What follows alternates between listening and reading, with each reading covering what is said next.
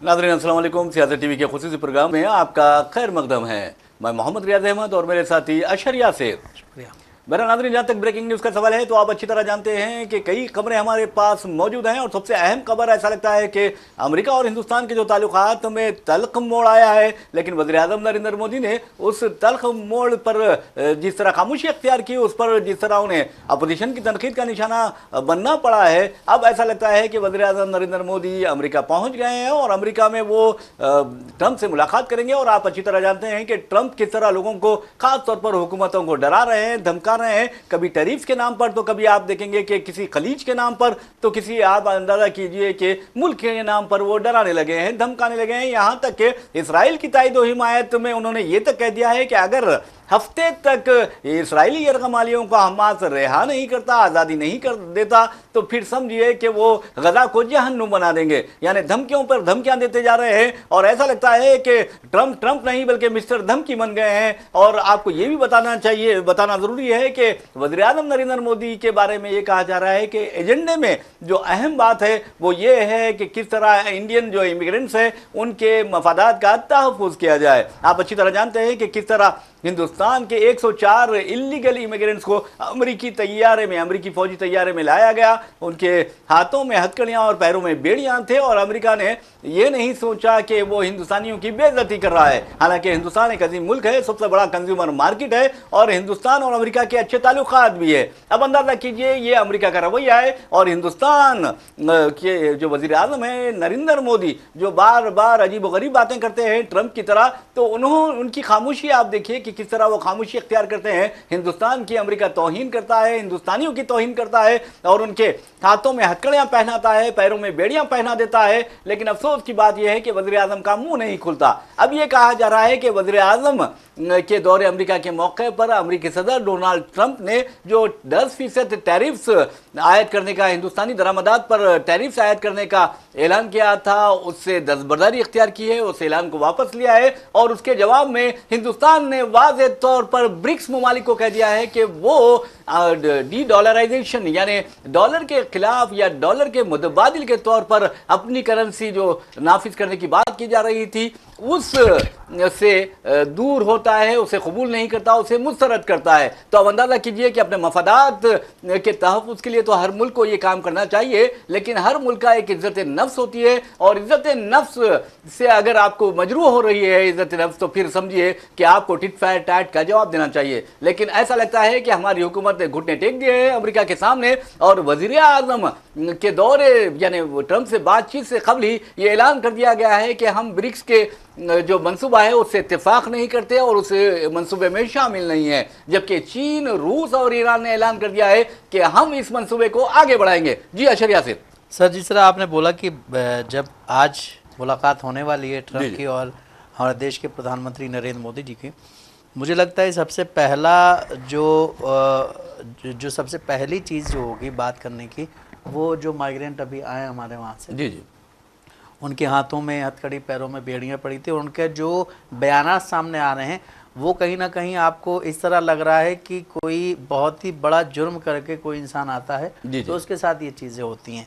लेकिन इस पे बात होनी चाहिए, जिस तरह आपने बोला टैरिफ, उनका जो है टैरिफ पे भी बात हो सकती है और फिर ब्रिक्स वाले पे उन्होंने अपने आप को अलग ही कर लिया है कि हम उसमें हैं नहीं। तो ये कहीं ना कहीं आपको वहाँ से रिश्ते अच्छे भी बनाने हैं और वहाँ के जो प्रेसिडेंट है वो हमारे यहाँ के लोगों को किस शिकारत भरी निगाह से देखते हैं। आपको कहीं ना कहीं आईना दिखाया जा रहा है। आपको शपथ ग्रहण समारोह में नहीं बुलाया गया था, इसके बारे में भी जो है क्या बोलते हैं हर जगह चर्चा हो रही थी। और जिस तरह आपने बोला कि जो ट्रंप है वो मिस्टर धमकी बन गए हैं, तो एक चीज़ और भी अब सामने आती है कि ट्रंप का ऑफिस ना हो करके अब वो एलन मस्क का ऑफिस हो गया है। जी हाँ, जिस तरह से हम देखते हैं कि राष्ट्रपति जो उनका वो है ऑफिस, वो कहीं ना कहीं एलन मस्क का ऑफिस हो गया। जिस तरह से देखते हैं जब भी वो चाहते, जब आते जाते रहते हैं उसमें, तो कहीं ना कहीं अब वहाँ की गवर्नमेंट भी, जिस तरह यहाँ के बारे में बोला जाता था कि यहाँ पे 2 लोग जो है वो सरकार चला रहे हैं, हालांकि प्रधानमंत्री कोई और हैं लेकिन 2 लोग सरकार चला रहे हैं, उसी तरह से अब अमेरिकी सरकार को भी यही कहा जा रहा है कि जो एलन मस्क कह रहे हैं उस चीज़ को इनको मानना पड़ रहा है, क्योंकि उनके ऊपर हाथ होने का। जी, एलन मस्क का जहाँ तक सवाल है नाज़रीन, आपको बता दूं कि जैसे अशर यासिर ने बिल्कुल सही कहा है, अमेरिकी सदर डोनाल्ड ट्रंप उनके इशारों पर काम कर रहे हैं। लेकिन जहाँ तक डोनाल्ड ट्रंप की शख्सियत का सवाल है तो आप अच्छी तरह जानते हैं कि पहली मियाद के दौरान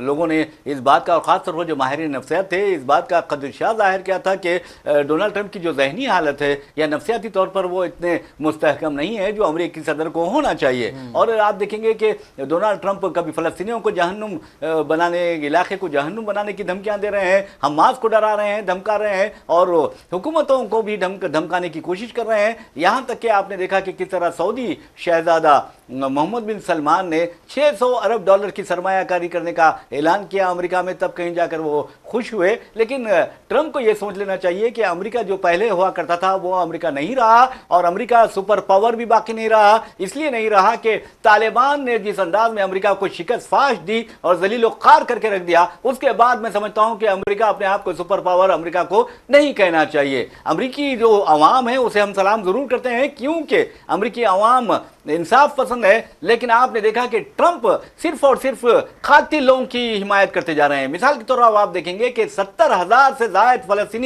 फ़लस्तीनियों को इसराइल ने शहीद किया, और आप देखेंगे कि खातिल के खिलाफ कार्रवाई करने के बजाय हमास के वो धमकियां देने लगते हैं ट्रंप, और गजा पर कब्जा करने की बात करते हैं। तो ये कहां का इंसाफ है? क्या कोई नॉर्मल इंसान इस तरह की बात कर सकता है? आप अंदाजा कीजिए कि कत्ल कर रहा है एक खातिल और आप उसकी तायद कर रहे हैं, तो क्या वो नॉर्मल इंसान हो सकता है? ये सोचने वाली बात है। और एक अहम बात यह है कि ट्रंप, आप शाह अब्दुल्ला से बात करते हैं और कहते हैं कि आप गजा वालों को यानी फ़लस्तीनियों को अपने मुल्क में जगह दें। मिस्र के अब्दुल फताह अल सीसी से बात करते हैं, उससे कहते हैं कि आप अपने मुल्क में गजा वालों को पनाह दें, और मैं गजा को अपने कब्जे में लेकर, अपने कंट्रोल में लेकर उसकी तामीर नौ करूंगा। तो आप अंदाजा कीजिए कि आप होते कौन हैं। आप अगर इतना ही दिलचस्पी रखते हैं तो सऊदी जो शूरा के रुकन हैं उन्होंने वाज़ेह तौर पर कहा कि अगर आपको इसराइलियों से इस कदर दिलचस्पी है तो अपने इसराइलियों को ले जाकर अलास्का में बसा दीजिए। बिल्कुल, और क्या, जिस तरह से सऊदी अरब ने इस पे एक पलटवार किया था कि अगर आप इतना ही एक्टिव हैं, इतना ही आप दिलचस्पी ले रहे हैं कि वहाँ पे रीडेवलपमेंट करेंगे और वहाँ की चीज़ों को बढ़ाएंगे, उसके बाद सऊदी अरब ने बोला था कि ऐसा नहीं करते। तो फिर इजराइल की तरफ से कहा गया था कि आपके पास अगर इतना पैसा है तो आप एक अलग गाज़ा वहाँ बसा लीजिए अपना। तो ये सारी चीज़ें अभी भी चल रही, इससे ये भी अंदाज़ा लगाया जा रहा है कि चीज़ें अभी भी दुनिया में उस तरह से ठीक हुई नहीं है। और जिस तरह से अभी कल भी एक खबर आई थी कि क्या बोलते इजराइल ने ये बोला था कि अगर हमारे हॉस्टेजेस को छोड़ा नहीं गया तो हम जो सीज़ फायर था उसको ख़त्म कर देंगे, दोबारा से वो चीज़ें शुरू करेंगे जो पहले हो रही थी। लेकिन अगर इस वक्त ये चीज़ें फिर से शुरू होती हैं तो कहीं ना कहीं अमेरिका इसमें इन्वॉल्व होगा, और अमेरिका अगर इन्वॉल्व होगा तो जाहिर सी बात है उसकी जो है दुनिया के और जो ममालिक हैं उसमें उसकी जो एक इमेज थी वो मतलब कहीं ना कहीं गिरते गिरते ज़्यादा गिर जाएगी, क्योंकि उसी ने सबसे पहले इस चीज़ की शुरुआत की। और आप देखिए कि चीन का जो बयान आया है, चीन ने कहा है कि गजा जो है फ़लस्तीनियों का है और फ़लस्तीन सरजमीन का अटूट हिस्सा है। और आप गजा पर कब्जा करने की बात करते हैं, आप कनाडा को अपने अमेरिका में शामिल करने की बात करते हैं, कॉमनवेल्थ रियासत बनाने की बात करते हैं। अरे मेरे भाई, आपको हो क्या गया है? एक नॉर्मल आदमी इस तरह की बात नहीं करता। आप अमेरिका के सदर हैं, कोई अमेरिका मामूली मुल्क नहीं है, एक अजीम मुल्क है, एक अजीम जमहूरी मुल्क है वो, और उसको आप तबाह व बर्बाद कर रहे हैं। याद रखिए, सदर हो या कहीं का वज़ीर आज़म क्यों ना हो, उसके जो इक़दाम होते हैं, उसके जो एक्शंस होते हैं, आवाम कहते हैं, उसका जो यानी रवैया होता है, एटीट्यूड होता है, और यहाँ तक कि इंटरनेशनल जो पॉलिसी होती है, फॉरेन पॉलिसी जो होती है, उससे उसका ज़हनी पुख्तगी का अंदाजा हो जाता है। बिल्कुल, जिस तरह से हमने देखा कि उन्होंने आते ही कुछ ऐसे एक्शंस लिए जिसके बारे में हर जगह जो है इसको हेडलाइन बनाया गया कि ये फैसले कहीं ना कहीं गलत हैं। जिस तरह से टैरिफ वाला बात की गई थी जिस तरह आपने अभी बोला कि उन्होंने अपनी उसी दौरान कहा था कि हम जो कनाडा का कुछ हिस्सा है वो ले लेंगे अपने में, उसके बाद जेंडर्स को लेकर के जो बात की गई, उसके बाद जो बर्थ सर्टिफिकेट वाला मसला है वहाँ पे शहरियत वाला उसको लेके बात की। तो कहीं ना कहीं अभी तक वो अपने जो बयानात दिए थे उससे गिरते नज़र आ रहे हैं। लेकिन उनके साथ प्लस पॉइंट ये कि उनके साथ एलन मस्क हैं।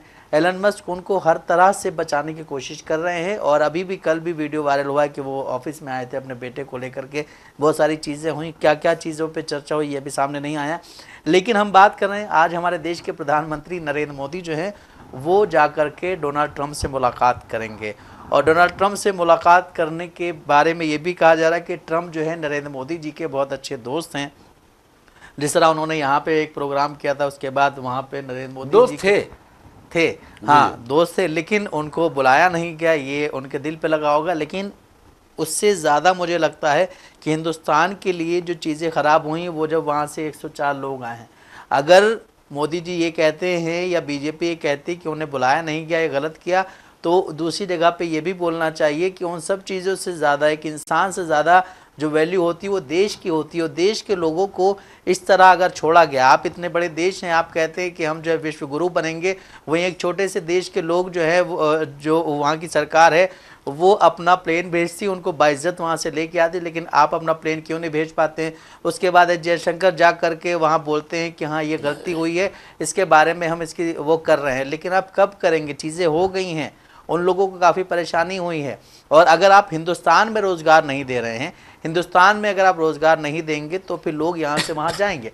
अगर आप हिंदुस्तान में ही रोज़गार दे दें तो कोई कहीं क्यों जाएगा? अपना घर कौन छोड़ना चाहता है? आपने बिल्कुल कहा है। वैसे भी नरेंद्र मोदी कहते हैं कि हम इसको विश्वगुरु बना देंगे, और अंदाजा कीजिए विश्वगुरु का हाल ये है कि वज़ीर-ए-आज़म नरेंद्र मोदी जब से इक़्तिदार संभाले हैं, यानी नरेंद्र मोदी ने ओहदे वज़ारत-ए-आज़मा पर जब से फायज हुए हैं 2014 से आज की तारीख तक 15,92,000 हिंदुस्तानियों ने अपनी हिंदुस्तानी शहरियत तर्क करके दूसरे ममालिक में पना ली है या दूसरे ममालिक की शहरियत हासिल की है। तो ये शर्म की बात है हुकूमतों के लिए भी कि वो इस तरह की हरकतें ना करें। अगर हमारे माहिरीन अगर बैरूनी ममालिक जाने लगे तो फिर हिंदुस्तान को कौन देखेगा? ये सोचने वाली बात है। आप उन्हें अच्छी पुरकशिश तनख्वाहें दीजिए, उन्हें पैकेजेस दीजिए, उनकी रियायतें दीजिए, तब कहीं जाकर ये लोग रुकेंगे। वरना अमेरिका का अगर ये रट लगाते रहेंगे और इसी तरह की बेइज्जती होती रहेगी और आप तो खामोश रहते हैं, उसी तरह आप खामोश रहेंगे तो फिर क्या हमारी इज्जत क्या रहेगी आलमी सतह पर? इंटरनेशनल लेवल पर जो हिंदुस्तान की इज्जत पंडित जवाहरलाल नेहरू ने, इंदिरा गांधी ने बनाई थी, वो उसका क्या होगा? ये सोचने वाली बात है। महात्मा गांधी ने जो इंटरनेशनल लेवल पर इज्जत बनाई थी, वो अगर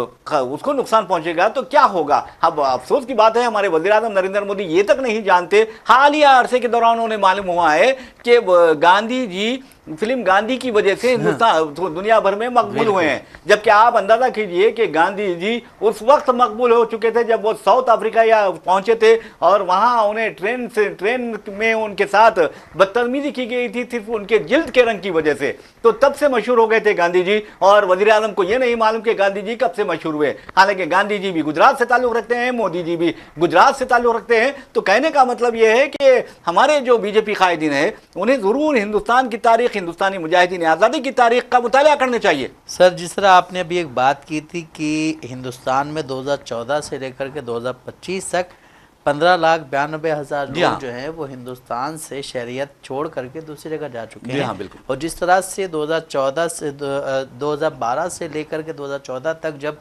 यहाँ पे चुनाव होने वाले थे हिंदुस्तान में, जब मोदी जी को एक प्रेजेंट किया जा रहा था एज ए पीएम, तो उन्होंने एक वादा भी किया था कि हम 15-15 लाख रुपए सबके अकाउंट में डलवाएंगे। और ये 15 लाख से ज़्यादा लोग जो हैं, अब 16 लाख होने वाले हैं, ये हिंदुस्तान से जा चुके हैं। और इसका जो डेटा सामने है उसमें ज़्यादा से ज़्यादा नॉन मुस्लिम्स हैं, ये नहीं कि सिर्फ मुसलमान छोड़ के जा रहे, ज़्यादा, जो कि कहीं ना कहीं 80-20 का वो है कि वो नॉन मुस्लिम्स हिंदुस्तान छोड़ के जा रहे हैं। और ये वही नॉन मुस्लिम हिंदुस्तान छोड़ के जा रहे हैं सर, जो कि जब प्रधानमंत्री, हमारे देश के प्रधानमंत्री कहीं जाते हैं तो एयरपोर्ट पे यही लोग भीड़ लगा के खड़े होते हैं। जी जी जी। और आपको बता दूं कि जहाँ तक हिंदुस्तानियों की बेइज्जती का सवाल है, उनका यानी तौहीन करने का सवाल है, अमेरिका से जो 104 हिंदुस्तानी वापस आए हैं उनमें से अक्सर ने ये वाज़े तौर पर कहा है कि उन्हें डिपोर्ट करने से पहले, इंतहाई बेइज्जती के साथ डिपोर्ट करने से पहले 45 किलोमीटर तक पैदल चलाया गया। और उन्होंने देखा कि किनारे इधर दोनों तरफ, सड़क के दोनों तरफ लाशें पड़ी हुई थी। तो यानी आप अंदाजा कीजिए कि हिंदुस्तान एक अजीम मुल्क है, हिंदुस्तान एक सबसे बड़ा कंज्यूमर मार्केट है और अमेरिका का अच्छा हलीफ है, उसके साथ इस तरह का सलूक ये बहुत बुरी बात है। अब तो ये कहा गया, हुकूमत ने कहा कि ये 18,000 इलीगल इमिग्रेंट्स है, इंडियन इमिग्रेंट्स है अमेरिका में, हम उन्हें वापस लाएंगे। तो खुदारा अमेरिकी तैयारों में मत लाइए, वरना वो हाथों में हथकड़ियाँ और पैरों में बेड़ियाँ डालकर हिंदुस्तानियों को लाएंगे। इसे अगर हिंदुस्तान की अगर आपको इज्जत का सवाल है तो फिर उन्हें अपने तैयारों में वापस लाइए। वैसे भी यासिर आपको बता दूं कि हिंदुस्तान में जो इमिग्रेंट्स है, इलीगल इमिग्रेंट्स इंडियन, उनकी तादाद जैसा कि 18,000 बताई जा रही है, जबकि 2022 में एक रिपोर्ट आई थी जिसमें वाज़े तौर पर कहा गया था कि 7,25,000 के से ज़्यादा इलीगल इंडियन इमिग्रेंट्स हैं वहाँ पर।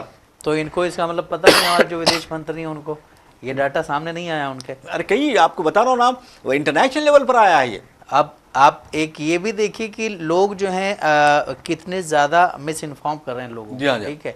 अब एक देश के विदेश मंत्री हैं जो कि इस तरह के बयानात दे रहे हैं वो कि इतने हज़ार लोग जो हैं वो हैं, ये वो वगैरह वगैरह, उनको लेके आया जाएगा। लेकिन फिर एक तरफ ये भी है कि 7 लाख से ज़्यादा लोग जो हैं वो इलीगल तौर पे रह रहे हैं, वहाँ गए हुए हैं। जी जी। उसके बाद फिर आप वहाँ से, अब ये तो अमेरिका की बात हो गई, लेकिन और भी कई कंट्रीज हैं जहाँ गए होंगे। अगर सब डिपोर्ट करने लगे तो उनको यहाँ क्या काम दिया जाएगा, या वहाँ वो क्या काम कर रहे थे। जिस तरह से अभी जो यहाँ के अपोजिशन पार्टीज हैं उन्होंने कहा है कि जो लोग आए हैं वो ठीक है, जिस तरह आए हैं उस पर चर्चा होनी चाहिए कि अमेरिका ने किस तरह से उनको यहाँ भेजा है। लेकिन उसके बाद एक सबसे बड़ा मामला ये भी कि उनको काम क्या दिया जाएगा, क्योंकि हिंदुस्तान में तो जॉब है नहीं, जॉब की इतनी कमी चल रही है। और उसके बाद फिर और लोग जब आते रहेंगे, जिस तरह से एक बात और बोली जा रही थी पहले कि जहाँ जहाँ भी हिंदुस्तानी लोग रह रहे हैं उनको हिंदुस्तान की नागरिकता दी जाएगी, जो जहाँ पे माइनॉरिटीज़ हैं। तो अगर आप सबको लेकर के आ रहे हैं तो सबके लिए रहने का और खाने पीने का और रोजगार का इंतजाम कौन करेगा, क्योंकि आप तो सिर्फ बयान देकर के चले जाते हैं, उसके बाद भुगतना तो जनता को पड़ता है सियासी फायदे के लिए। बिल्कुल। और जिस तरह से टैक्स का मामला चल रहा है, टैक्स को लेकर के भी हर चीज़ सामने आ रही है कि इतने ज़्यादा टैक्स लग रहे हैं। वहीं एक चीज़ आपने सर और बोली अभी कि हिंदुस्तान के जो भी बीजेपी के लीडर्स हैं उनको हमारे यहाँ की तारीख के बारे में नहीं पता है। तो अगर उनको यहाँ की तारीख के बारे में पता हो तो शायद इस तरह के बयानात नहीं देंगे। जिस तरह हमने अभी देखा कि हमारे देश के प्रधानमंत्री नरेंद्र मोदी गए और वहाँ पे सावरकर के उस पे जा करके वहाँ पे उन्होंने क्या बोलते हैं, फूल डाले। लेकिन वहीं अगर आप देखें कि जब भी कोई हिंदुस्तान आता है तो वो सावरकर के यहाँ नहीं जाता है, वो जाता है गांधी जी, राजघाट जाता है, राजघाट जाता है। तो आप एक तरफ सावरकर को प्रेजेंट करने की कोशिश कर रहे हैं, उसको वहाँ बनाने की कोशिश कर रहे हैं, लेकिन गांधी जी की जो इमेज है, गांधी जी की जो छाप है, गांधी जी के लिए जो लोगों के दिल में प्यार है वो हमेशा वहीं बरकरार रहेगा। आपके जो सावरकर हैं वो वहीं रहेंगे जहाँ पे वो पहले थे। बिल्कुल सही कहा बहरहाल। नाज़रीन, एक और खबर की जानिब चलते हैं और ब्रेकिंग न्यूज़ में सबसे अहम खबर ये है कि हैदराबाद में आपने देखा कि किस तरह कल एक वाक़या पेश आया था।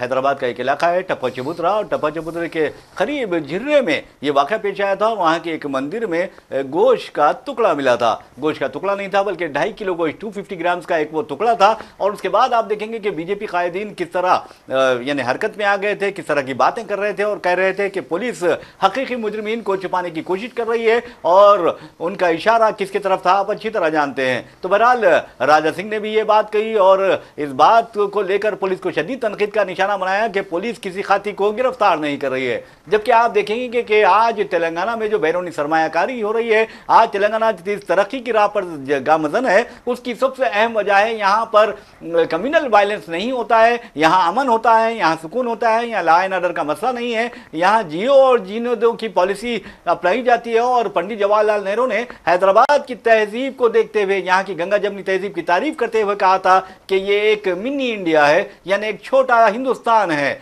तो कहने का मतलब यह है कि ऐसा लगता है कि फिरका परस्त ताकतें यहाँ का माहौल बिगाड़ने की कोशिश कर रही हैं और मुख्तलिफ बहाने बनाए जा रहे हैं या इख्तियार किए जा रहे हैं। तो बहरहाल मंदिर में किसी ने गोश्त डाला और राजा सिंह से लेकर आप देखेंगे कि बीजेपी कायदीन हरकत में आ गए, एहतजाज करने लगे, पुलिस को तनकीद का निशाना बनाया। और पुलिस ने एक काम किया कि साइंटिफिक अप्रोच जो होता है कि देखें कि मंदिर के चारों तरफ के कैमरे चेक किए जाएं, उसके लिए 4 टीमें बनाई गई। और उसके बाद आप देखेंगे कि टीमों ने जायजा लिया तो नॉर्थ साइड से यानी शिमाल की तरफ से मंदिर के एक बिल्ली, छोटी सी बिल्ली अपने मुंह में 2.5 के यानी 250 ग्राम का गोश्त का टुकड़ा लिए मंदिर में जा रही है। तो अब अंदाजा कीजिए कि किस तरह के ये लोग हैं और किस तरह वो माहौल खराब करना चाहते हैं। और अब पुलिस का फर्ज बनता है कि जिन लोगों ने इस तरह की अफवाहें फैलाई, माहौल खराब करने की कोशिश की, उनके खिलाफ मुकदमा दर्ज करे और उन्हें उनकी हैसियत दिखाए और बताए कि तुम अमन व अमान को नुकसान पहुंचाने की कोशिश कर रहे हो और बहाने तलाश कर रहे हो। एक बिल्ली, उसको आप क्या करेंगे? देखिए, अब जब ये कल चीज़ सामने आई है उसके बाद जिस तरह आपने बोला कि काफ़ी सारे बीजेपी के ऐसे लीडर्स हैं और काफ़ी सारे ऐसे लोग हैं जो अपने आप को बड़ा धार्मिक बोलते हैं, उनकी भाषा लेकिन धार्मिक नहीं होती है, वो सब लोग उतरे और उन्होंने बहुत बड़ी बड़ी बातें की। और तेलंगाना जो सरकार है उस पर भी हमला किया उन्होंने जी। कि यहाँ की सरकार इस तरह की चीज़ों को जल्दी ख़त्म नहीं करती, ये वगैरह वगैरह, और पुलिस पे कहीं ना कहीं ऐसी सिचुएशन में बहुत प्रेशर हो जाता है। जी। लेकिन जब ये 4 टीमें बनाई गई, उसके बाद जो चीज़ें देखी गई हैं, तो मेरा एक ही सवाल है कि बिल्ली को अब कौन सी सज़ा मिलेगी? जी हाँ, ये भी है, बिल्ली है तो सब प्यार करते हैं। और वैसे भी नाज़रीन आपको बता दूं कि अगर ये तो दिख रहा है गेम बिल्ली और कुत्तों का, ये गेम मुझे नज़र आ रहा है, तो बहरहाल सज़ा तो कुत्तों को दी जानी चाहिए। बहरहाल नाज़रीन आप समझ रहे होंगे, लेकिन एक बात बता दूं कि जो फिरका परस्ती करेगा, मैं समझता हूं कि वो कुत्ते से भी बदतर है। इसलिए बदतर है कि वो अमन और अमान को नुकसान पहुंचा रहा है, वो गलत तासुर लोगों में पैदा कर रहा है, अफवाहें फैला रहा है, अफवाहें फैलाने का बायस बन रहा है। बहरहाल नाज़रीन ये तो रही खबर हैदराबाद की, लेकिन हैदराबाद से एक और खबर हम आपको बताते हैं कि आज शब बारात है, और शब बारात में आप देखेंगे कि किस तरह लोग इबादतों में मशगूल होते हैं। लेकिन अफसोस की बात यह है कि हमारे शहर हैदराबाद में कुछ बच्चे जो हैं, ये नौजवान लड़के हैं, इंतहाई कम उम्र टीनेजर्स जो होते हैं, वो उन्हें कोई अकल नहीं होती, अच्छे बुरे में तमीज़ नहीं होती, और वो समझते हैं कि माँ बाप ने गाड़ियाँ दिला दी है, और वो बहुत अपने आप को तुर्रम खां समझने लगते हैं, और फिर गाड़ियाँ लेकर निकलते हैं, गाड़ियाँ उछालते हैं, और फिर हादसे का शिकार हो जाते हैं और अपनी जिंदगी से महरूम हो जाते हैं।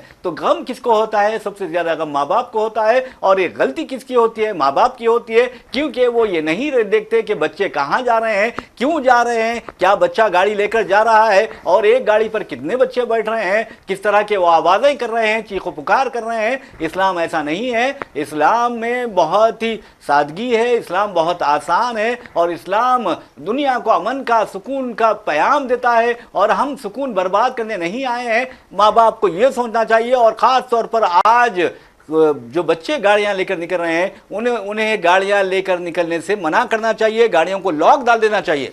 बिल्कुल सही सर, जिस तरह से हम बात करते हैं शब बारात, ताक़रात होती है, वो इबादत की रात है। लेकिन हम देखते हैं कि ये हैदराबाद में ही नहीं, हिंदुस्तान या और अगर देखें तो कई जगहों पे ऐसी चीज़ें पेश आती हैं कि लोग रातों में इसको एक मतलब क्या बोलते हैं, घूमने का एक वो बना देते हैं कि मार्केट, और स्टंट कर रहे हैं बाइक से। और जिस तरह से अभी यहाँ पे शब मेराज में देखा गया कि वाकया पेश आया था, 3 बच्चे थे, तेज गाड़ी जा रही थी, और वो कुछ ऐसा हुआ कि तीनों की मौत हो गई। आज भी जितने भी घर वाले हैं, उन सबको, जो बड़े हैं, उनको ये बोलना चाहिए कि भाई ये इबादत की रात हो, और इबादत की रात में ज़्यादा से ज़्यादा कोशिश ये करें कि आपके जो घर के बच्चे हैं वो घर पे इबादत करें, और करीब मस्जिद में जाएं। और क्योंकि अगर वो बाहर जाएंगे, देखिए वो हो सकता है अपनी मर्जी से ना जाए, लेकिन उनके जो यार दोस्त होते हैं उनके साथ भी वो जा सकते हैं। हम ये नहीं कह रहे हैं कि गलती यार दोस्तों की है, गलती उन्हीं की है, कोई भी बहका सकता है, बहकावे में कोई भी आ सकता है। तो इस वजह से यही है कि आप इबादत करें। इतनी ज़्यादा चीज़ें हिंदुस्तान में उल्टी सीधी चल रही हैं, उसके बारे में दुआ करें कि हमारे मुल्क में अमन व अमान पैदा हो। लेकिन इस तरह की चीज़ें से बचने के लिए सबसे अच्छा तरीका यही है कि आप घर पे इबादत करें, वो ज़्यादा बेहतर है। बहरहाल नाज़रीन, एक और खबर की जानिब हम चलते हैं। आप अंदाज़ा कीजिए कि सहाफ़ियों का किस तरह कत्ल किया गया, और इसके लिए आपको बता दूं कि कमेटी टू प्रोटेक्ट जर्नलिस्ट की एक रिपोर्ट आई है, रिपोर्ट बराए साल 2024। उसमें वाज़ेह तौर पर कहा गया है कि ये दुनिया में 2024 का जो साल रहा बहुत ही सहाफ़ियों के लिए हलाकत ख़ैज़ रहा, और 124 सहाफ़ी अपनी ज़िंदगियों से महरूम हो गए। उनमें से आपको बता दूं कि 70% सहाफ़ियों के कत्ल का जिम्मेदार इसराइल था। और इसराइल में आप देखेंगे गजा जंग के दौरान 85 सहाफ़ी शहीद हुए, अपनी ज़िंदगियों से महरूम हैं, जाम शहादत नोश किया। और आपको 2nd पोजीशन पर पाकिस्तान और 3rd पोजीशन पर सूडान है। और आपको बता दूं कि टारगेट जो किलिंग है सहाफ़ियों की, उसमें 24 सहाफ़ी मारे गए हैं, इस तरह की इतलात हैं। तो बहरहाल सहाफ़त कोई मामूली बात नहीं है। तलवे चाटू जो सहाफ़त होती है वो अलग होती है, गोदी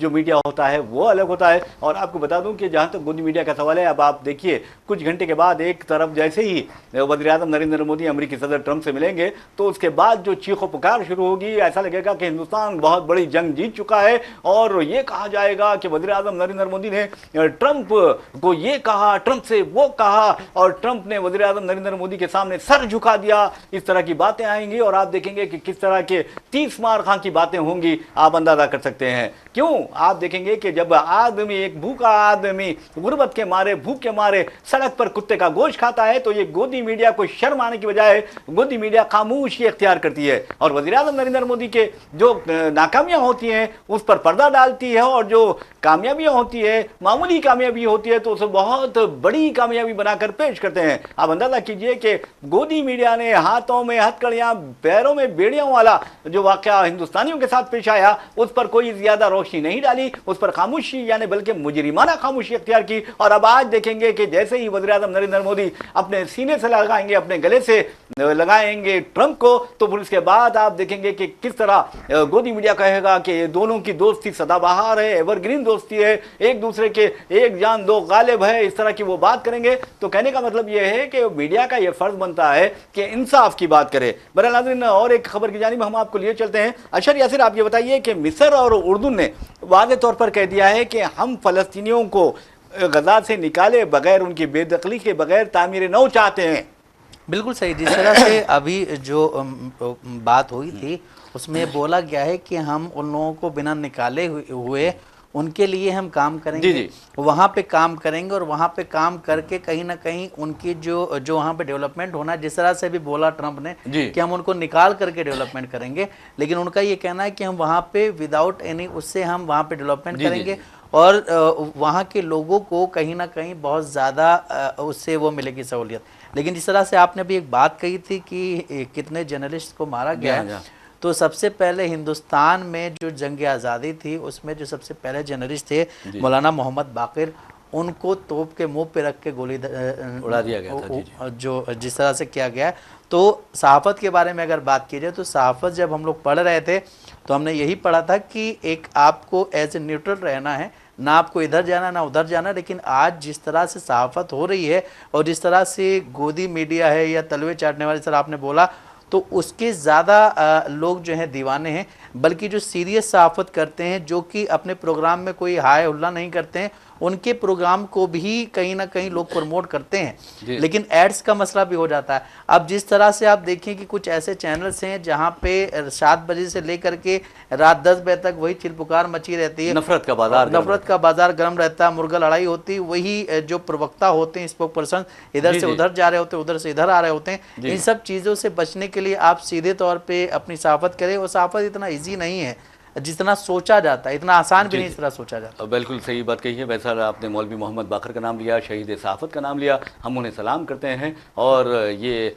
उम्मीद करते हैं कि हुकूमत उनके बारे में भी जानने की कोशिश करेगी। बहरहाल नाज़रीन, इसी के साथ हम अपना प्रोग्राम इख्तिताम को पहुँचाते हैं। अपने मेज़बान मोहम्मद रियाज अहमद और मेरे साथी अशर यासिर को इजाज़त दीजिए। इंशाअल्लाह फिर मुलाकात होगी, फिर बात होगी। तब तक के लिए अल्लाह हाफ़िज़।